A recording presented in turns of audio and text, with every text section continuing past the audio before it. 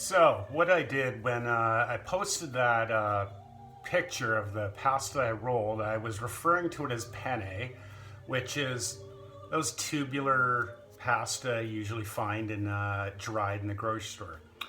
Now, I was informed by some of you that the hand-rolled version is actually properly called Garganelli. So you learn something new all the time. That's the wonderful thing about cooking. You can never know everything.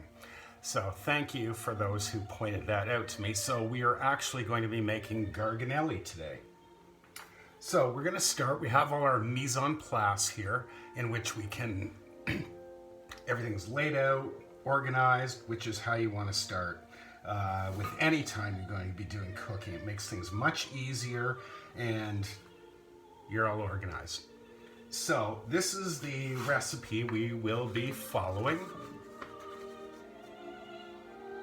All right.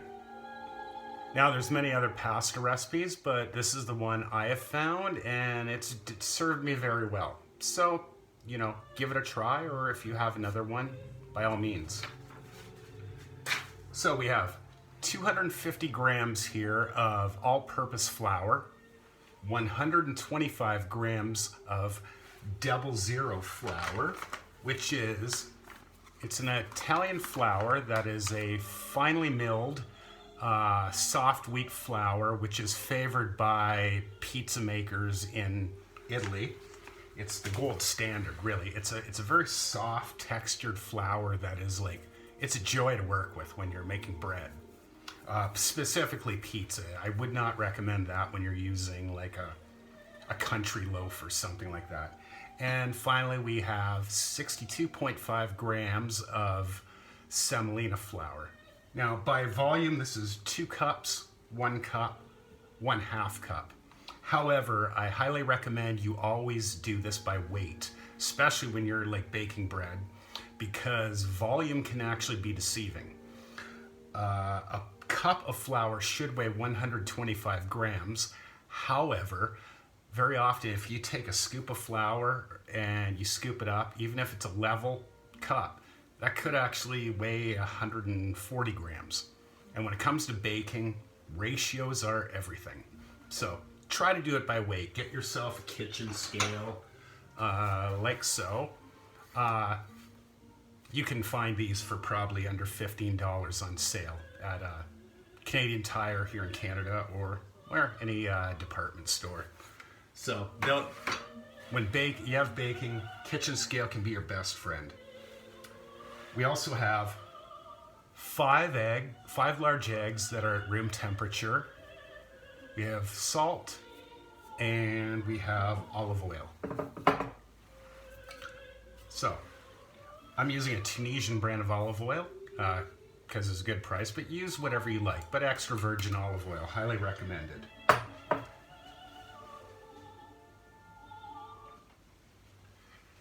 Now, this is, so what we're going to do, we're going to pour this into the mixing bowl we have here. So, there. Put that aside. Our 00. And then our semolina. And our salt. Now I want to mix this all up really good. My whisk is somewhere about here, but I don't know. But anyways, mix up your dry ingredients really thoroughly. Like so. Then what we want to do is we want to make a nice well in the center, okay? Now, I'm using my mixer here. This magnificent machine was a gift from a very dear friend when mine got left somewhere. That's a long story. Anyways, we're going to use this. Now, some of you might actually want to do the old school way, you know, lay it out on a counter and with a fork, mix it all up by hand. I mean, Nonas have been doing that for generations, so it's certainly doable.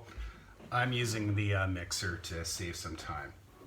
So we'll then pour in our 5 beaten egg yolks, room temperature, as always. There's that. Next, we want 2 tablespoons of our extra virgin olive oil. Pour that in as well. Good.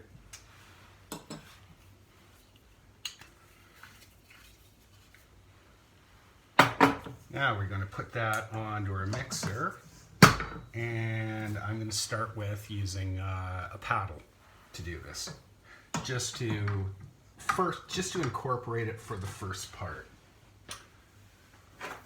So let's get some power here, and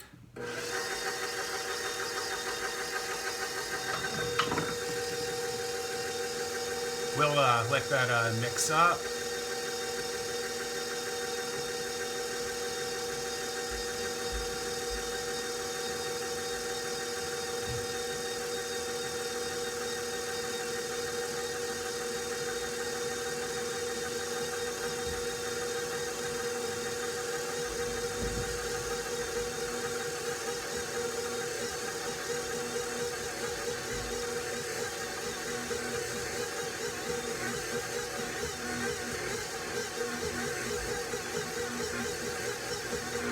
So you don't want to mix completely. You mostly just want to incorporate, especially some of that flour from the bottom of your pot there.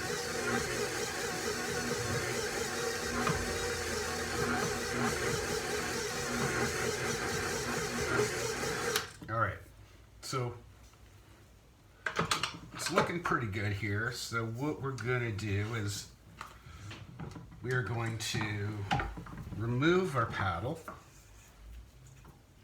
Get some of this pasta off here.